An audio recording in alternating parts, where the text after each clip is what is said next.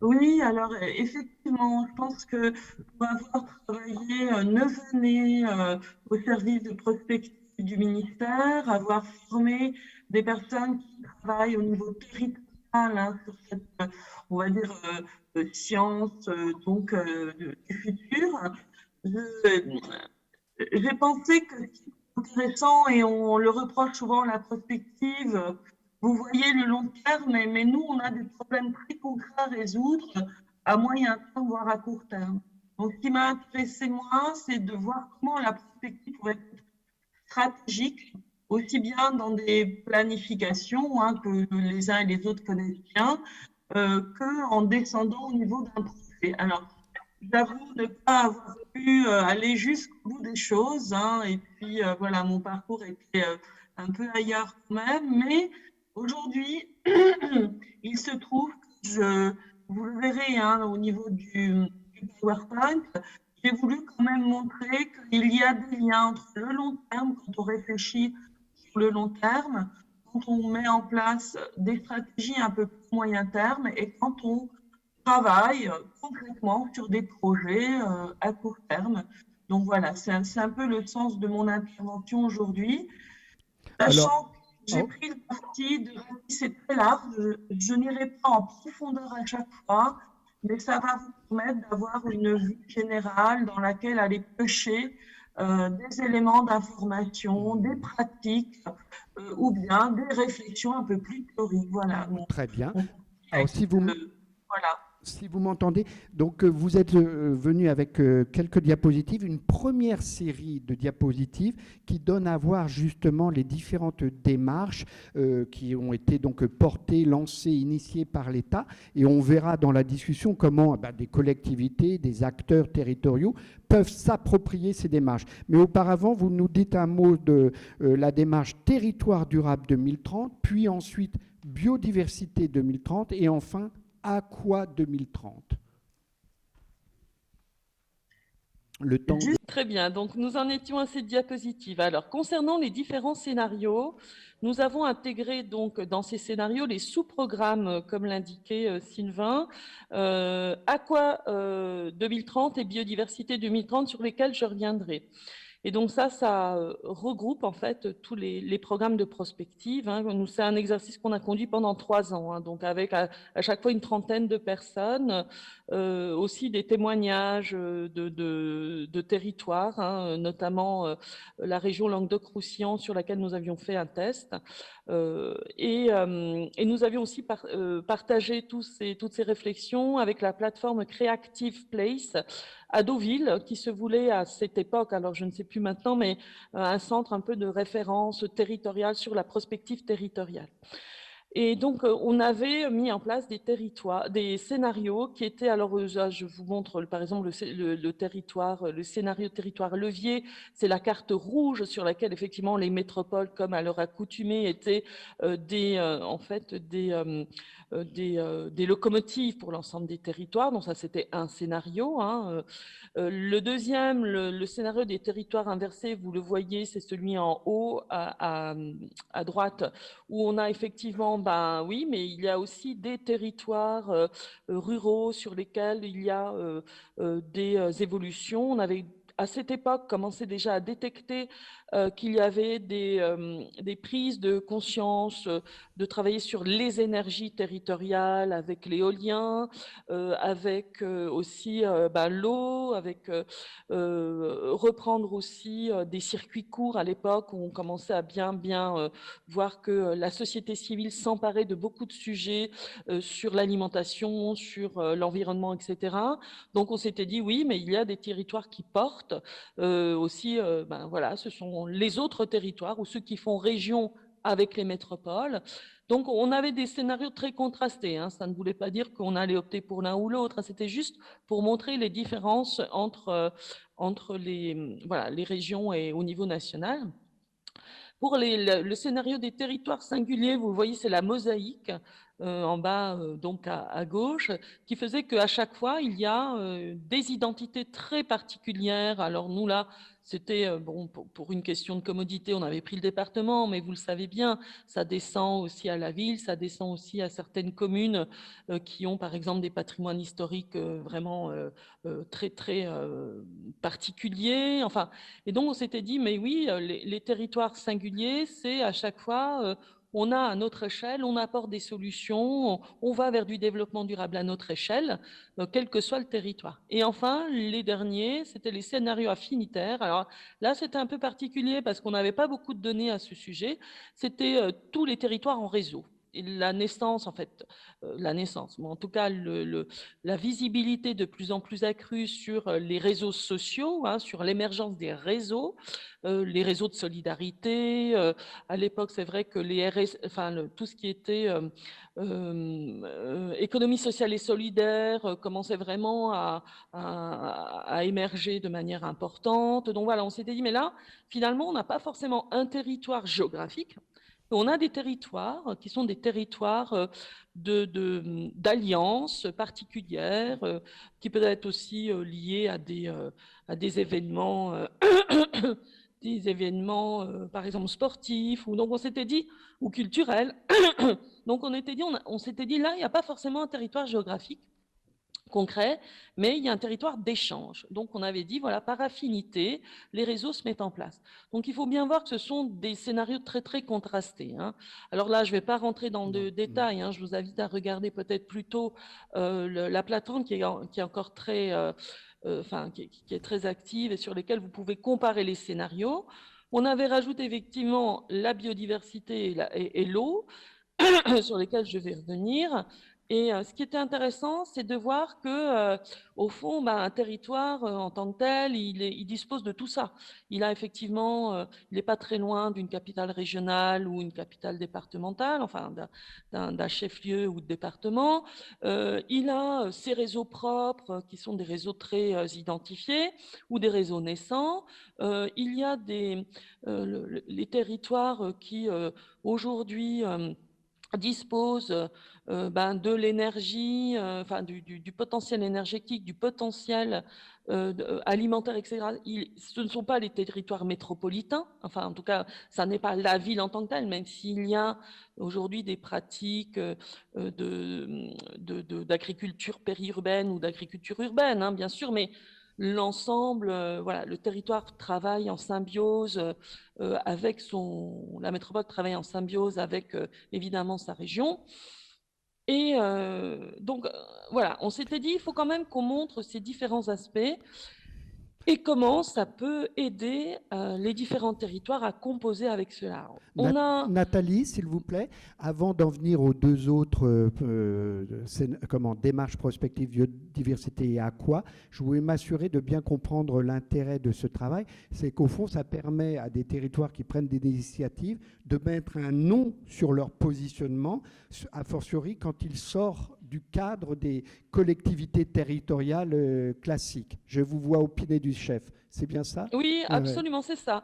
Alors, l'idée qu'on a eue dans tous ces travaux, et moi j'y tenais vraiment beaucoup, c'est de dire on ne peut pas, on ne va pas pointer un territoire en particulier, un espace géographique en particulier, etc. On va donner toutes les ouvertures du possible pour que chaque territoire, quand il va aller regarder ses travaux, se dise ah, tiens, ça c'est une idée que je reprendrai bien à mon compte pour avancer sur mon territoire. Oui, en gros, on a donné les clés d'identification de plein de territoires et les territoires, quand ils veulent aller regarder comment ils peuvent évoluer, ils peuvent en fait, j'allais dire picorer, mais ce sont les seuls qui détiennent toutes les clés de compréhension de leur territoire. Hein. Ce n'est pas à nous d'aller dire, voilà, sur votre territoire, il y a ça, ça à faire, évidemment. C'est vraiment cette ouverture des possibilités qui peut aider n'importe quel territoire, je dis bien n'importe quel territoire, à venir s'emparer d'idées, d'évolutions, d'événements qui peuvent qui peuvent lui permettre d'avancer sur des problématiques qu'il a en particulier. C'est vraiment cette idée-là. Hein, très bien.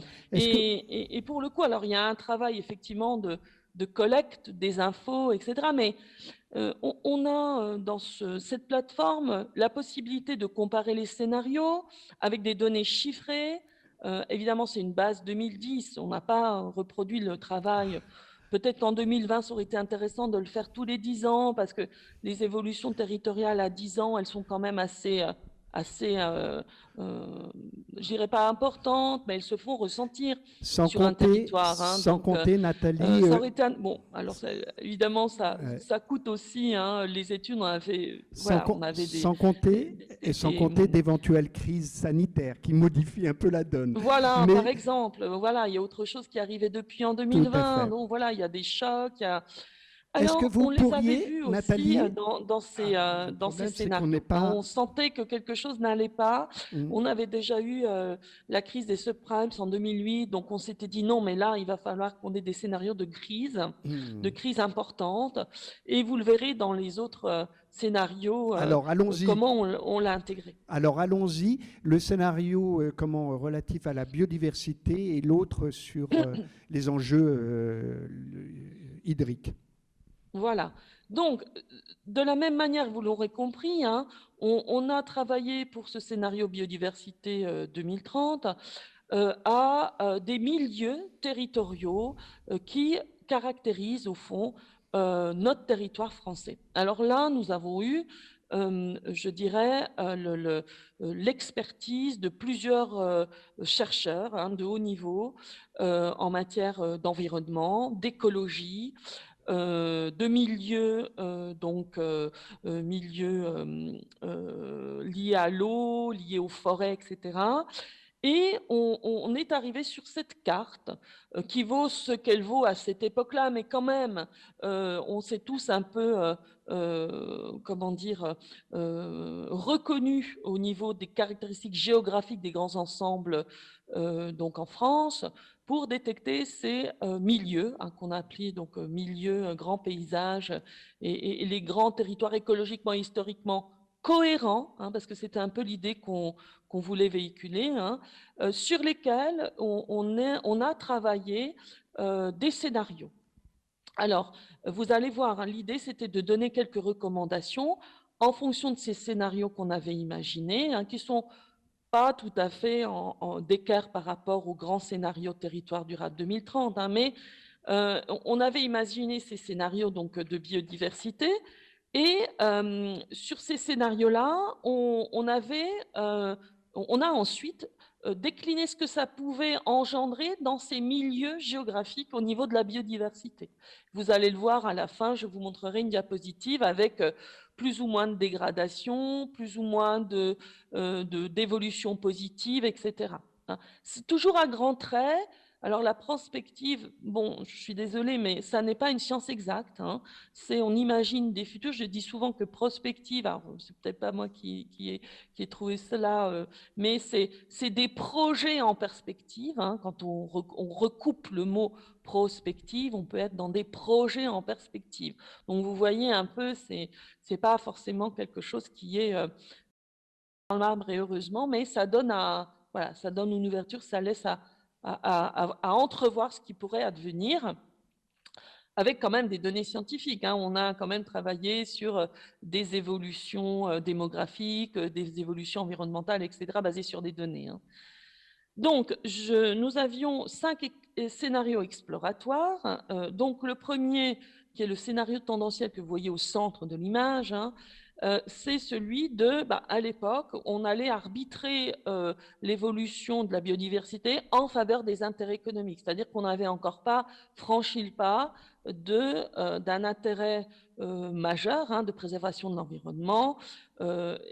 Donc, en fait, l'esprit général du scénario, c'est une concurrence en fait, entre les dynamiques socio-économiques et politiques environnementales. C'est-à-dire qu'il y aurait un renforcement progressif hein, de la réglementation environnementale, mais les arbitrages socio-économiques prévaleraient toujours sur la préservation de l'environnement. Donc ça, c'était, je dirais, le scénario le plus hard, voilà. Mais on ne sait pas, voilà, on l'a quand même regardé. Le scénario numéro 2, c'est sur la biodiversité citoyenne.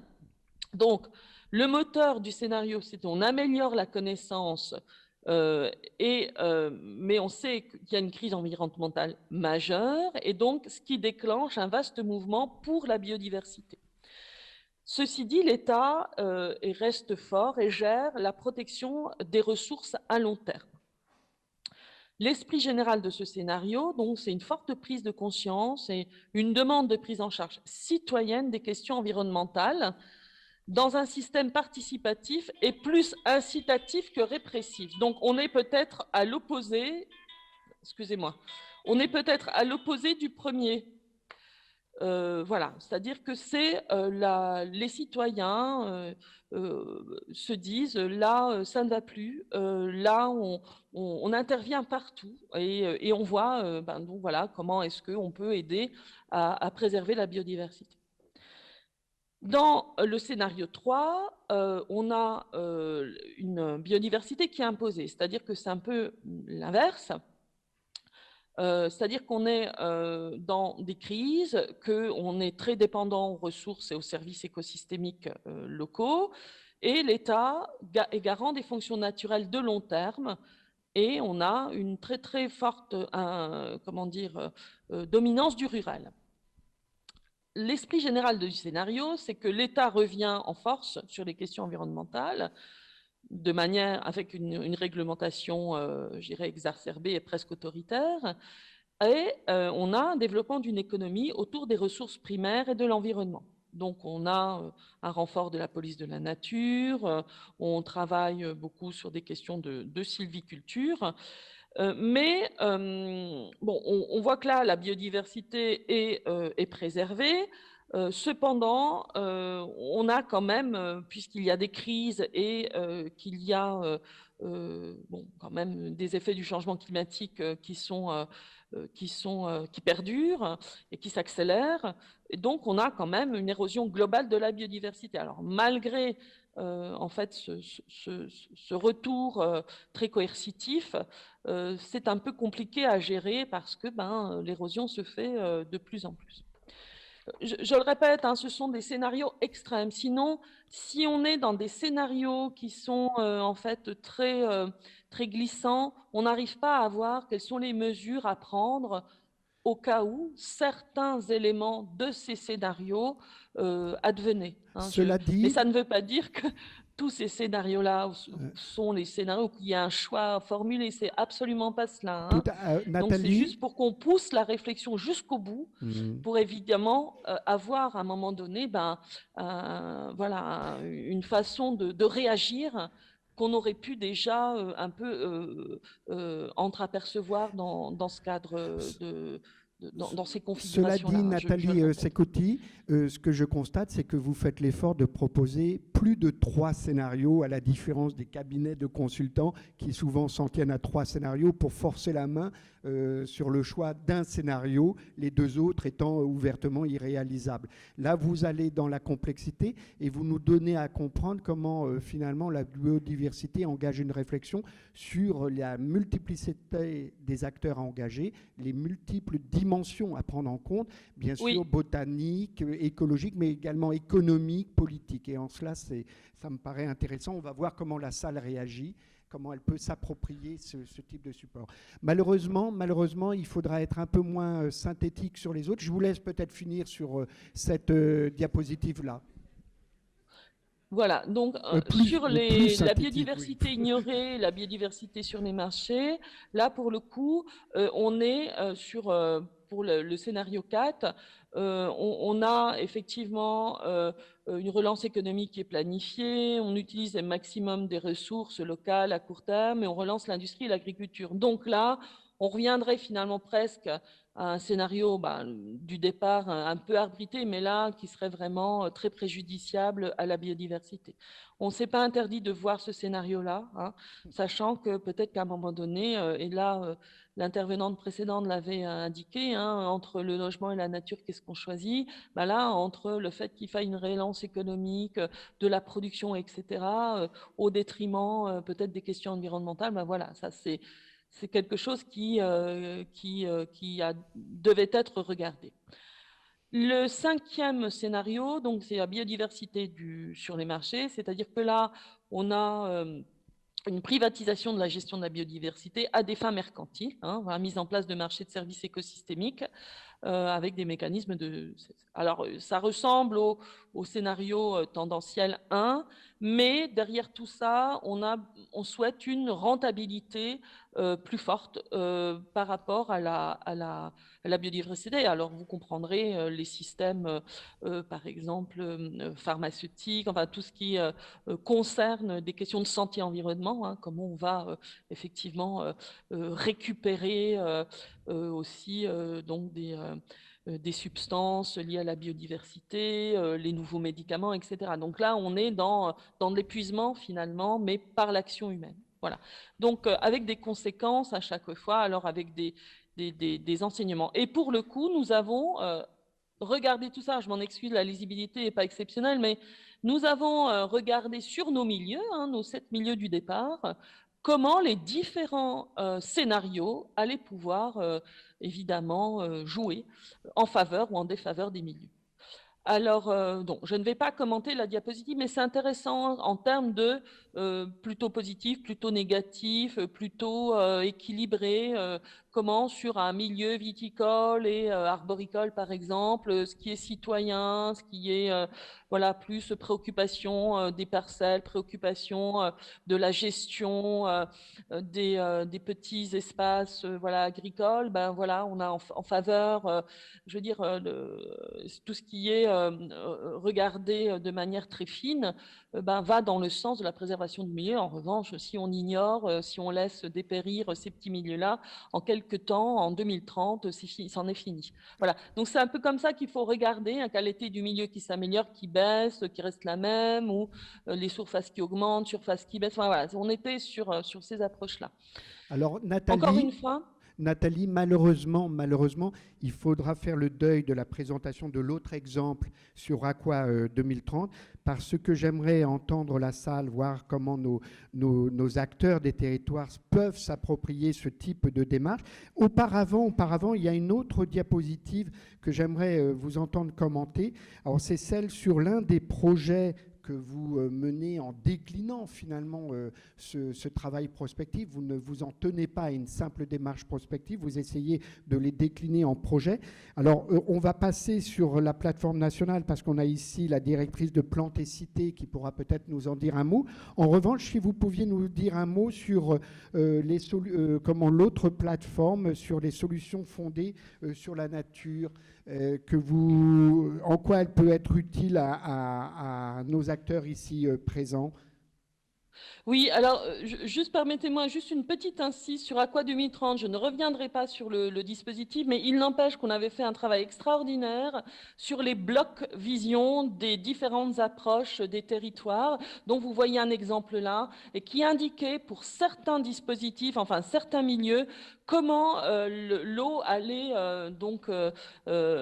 évoluer en fonction des scénarios avec des pressions, avec des améliorations d'assainissement, etc. Donc, je vous invite quand même à aller regarder pour vos territoires, si vous vous trouvez dans des situations de milieux particuliers, donc en centre-ville, au bord d'un estuaire, etc. Regardez quand même, en fonction des scénarios, ces blocs-là que l'on voit, qui peuvent être très, très utiles. Voilà. Alors maintenant, j'en viens effectivement au projet. Pour ce qui est donc Nature en ville, évidemment, c'est une démarche nationale que l'on fait de concert avec Plantes et Cités. Alors je vois que voilà, l'intervenante suivante en parlera beaucoup plus aisément que moi, mais je trouve que c'est vraiment une initiative extraordinaire qui réunit beaucoup d'acteurs. Et puis j'en viens donc aux solutions fondées sur la nature. Alors tout à l'heure, Anne Gaillard en parlait également.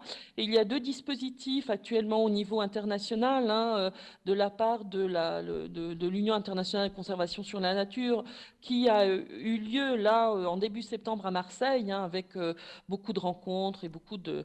Et en fait, ce qui est intéressant, c'est de savoir comment, sur des espaces concrets, la nature apporte des solutions à des problèmes occasionnés par peut-être, enfin, de la pollution pollution, de l'artificialisation des sols, etc. Donc voilà, c'est comment est-ce que on assainit, on travaille de manière un peu plus résiliente sur les milieux grâce à des solutions fondées sur la nature. Et vous avez là donc la plateforme européenne Nature for Cities, donc c'est une plateforme de connaissances aidées à la décision pour contribuer à la transition verte. Et vous avez beaucoup de projets aussi d'homologues européens. Il ne faut pas oublier que voilà, en France, on n'est pas les seuls à travailler sur ces sujets et que pas mal de pays européens, on peut se retrouver dans des villes qui nous ressemblent, aussi des petites communes ou des bourgs, ou avec des mêmes problématiques, mais pas forcément en France. Donc ça, c'est intéressant peut-être d'aller regarder ces deux plateformes. Alors, avant de me tourner vers la salle, de prendre des questions de la salle, j'ai une question qui me brûle les lèvres. Est-ce que nos acteurs ici présents pourraient porter à la connaissance du plus grand nombre leurs actions dans leur commune, leur ville, leur village respectifs, à travers justement ces plateformes que vous venez de nous présenter? Excusez-moi, j'ai pas bien, Oui. je vous ai pas bien entendu pour la fin. D'accord. La fin. Est-ce que comment les initiatives dont on va parler aujourd'hui pourraient être présentées sur ces plateformes? Quelles sont les démarches à suivre pour porter à la connaissance ces initiatives à travers ces plateformes dont vous venez de nous parler, sur la connaissance de la nature? Oui, alors pour ces plateformes précédentes, donc ce sont pour l'UICN, enfin en particulier aussi pour Nature for Cities, ce sont des programmes européens pour Nature for Cities qui ont été, en fait, ce sont des projets qui ont été labellisés au niveau européen, donc qui ont reçu des subventions.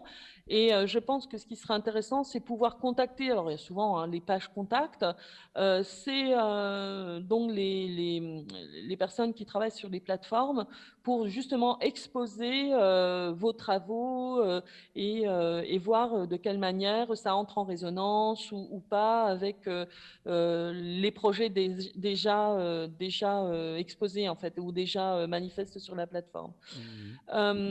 Ça, c'est important. Ça me fait une belle transition pour Horizon Europe et Horizon 2020, puisque donc je coordonne aujourd'hui les programmes pour le compte du ministère. Alors c'est des programmes assez ambitieux pour lesquels on a travaillé, ça fait 2 ans qu'on travaille entre tous les ministères pour avoir une position française. Donc ce sont des programmes de recherche et d'innovation.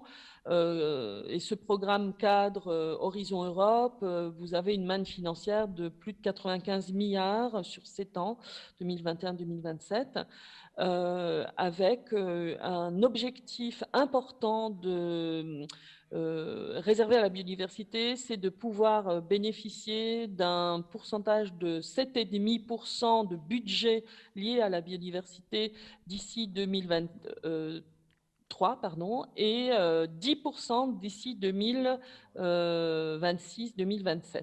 Donc ça veut dire que sur 95 milliards, on aurait 10 milliards à peu près, voilà, pas loin, ou 9,5 milliards d'ici 2027, réservés pour la biodiversité. Donc autant dire qu'on a besoin que les territoires puissent s'associer avec d'autres territoires européens, donc pour proposer leurs projets, obtenir des subventions, voilà, et s'inscrire dans des programmes de recherche et d'innovation, enfin français, mais européens, avec d'autres villes.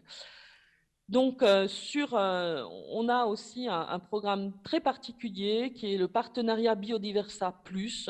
Et là, il y a plusieurs objectifs. C'est d'avancer sur la connaissance de la biodiversité et des services écosystémiques, des services rendus par la nature au niveau européen.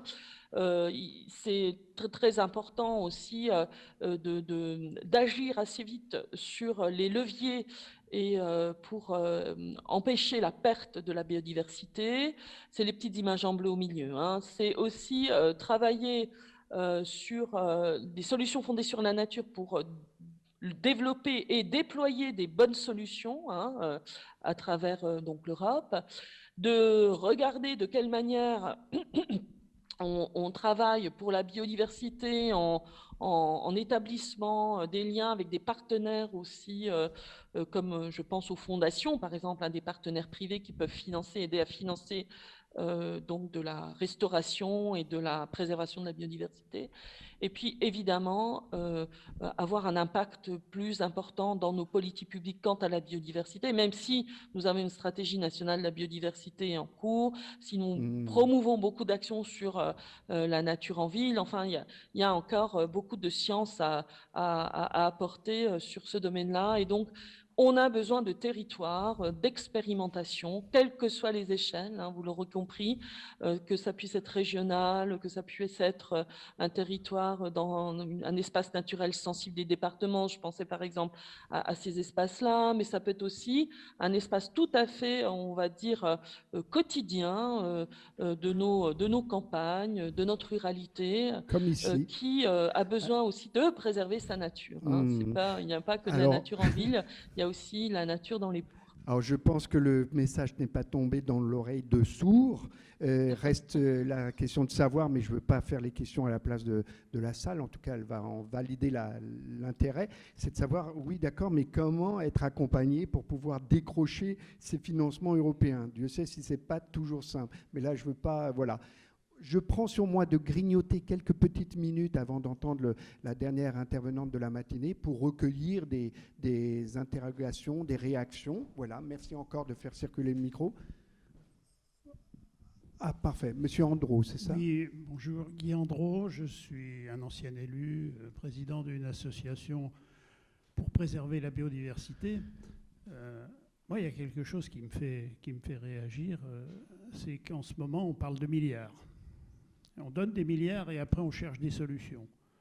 Moi, je propose qu'on cherche des solutions et qu'ensuite on nous les finance, ces solutions. Parce qu'il y a quelque chose dans la biodiversité qui a disparu. Ce n'est pas une espèce, hein, c'est simplement le bon sens. Et je crois qu'il faudrait que ce bon sens, il revienne. Parce que nos associations, elles ont beaucoup de mal, elles consacrent beaucoup d'énergie dans leur action, mais elles en consacrent trop à se faire financer avec des échecs, avec des labyrinthes. Et j'ai encore la chance d'avoir quand même une connaissance du milieu qui fait que je m'en sors pas trop mal, mais c'est un vrai parcours du combattant. Je crois que ça résume peut-être un état d'esprit général, je ne sais pas. Nathalie Secouti, j'ai entendu, oui. Nathalie Secouti, des milliards Oui, d'accords. vous avez tout à fait raison. En fait, on se perd un peu parce qu'il y a un petit peu un manque de guichet unique. Hein. Je le conçois, c'est pas facile pour les communes qui n'ont pas toujours je dirais, comment dire, l'attirail technique. Hein, mais je pense qu'il y a quand même des relais importants. Le CAE est évidemment un relais. Moi, je me souviens d'avoir fait vraiment un travail important avec le CAE du Doubs dans une autre vie, quand j'étais dans une agence d'urbanisme. On avait travaillé sur un... Bon, mais c'est vrai que après, il y a les communautés de communes et les communautés d'agglomération, ça c'est sûr. Après, il y a des réseaux, hein, plan décidé. Et alors, pour tout ce qui est financement européen, il y a les points contacts nationaux. Et si vous êtes intéressé, hein, je pourrais vous relayer leurs noms, qui sont en fait des personnes qui aident au montage des dossiers, qui sont là vraiment pour ça. C'est-à-dire que c'est vraiment une cuisine, mais technocratique, mais inimaginable. Et nous, au ministère, on en souffre aussi. Hein, n'ayez crainte. Hein, on n'a pas forcément non plus, nous, les personnes qui peuvent monter un projet européen, hein, par exemple. Hein. Mais les points contacts nationaux et les personnes qui travaillent sur ce programme, en particulier le partenariat Biodiversa, plus on a une personne qui est très très impliquée dans notre service de recherche, il faut vraiment solliciter ces personnes-là. D'une manière générale, il y a des guichets qui sont là pour ça. Et je pensais également aussi à des termes d'innovation, parce qu'on parle de recherche, mais au niveau d'innovation en termes de biodiversité, ça pousse pas mal, hein, y compris sur des technologies. Alors, attention, loin de moi l'idée de penser que tout se résout par la technologie, c'est pas le cas. Mais il peut y avoir des processus de permaculture ou de processus où on irrigue avec moins d'eau, etc. Donc, Ça, il y a la BPI France qui est là pour ça. S'il y a des approches d'innovation en biodiversité pour la sauvegarder et voilà, limiter nos pressions sur la planète, s'il peut y avoir des approches d'innovation, c'est BPI France. Donc, si vous souhaitez avoir des noms pour vous aider à monter des projets, alors après, il y a aussi la recherche de partenaires, des partenaires européens. C'est un programme européen, il faut au moins 3 partenaires, donc Italie, Espagne, que sais-je, Allemagne, Belgique, je n'en sais rien, mais si vous avez, vous, dans vos réseaux de villes, déjà des villes ou des villes jumelées, je ne sais pas, enfin bon, ça peut être quelque chose d'intéressant. Et parfois, ça peut débloquer des projets. Alors là, la commission est très friande d'espace d'expérimentation. Elle, ce qu'elle souhaite, c'est qu'il y ait beaucoup plus d'interfaces sciences-société.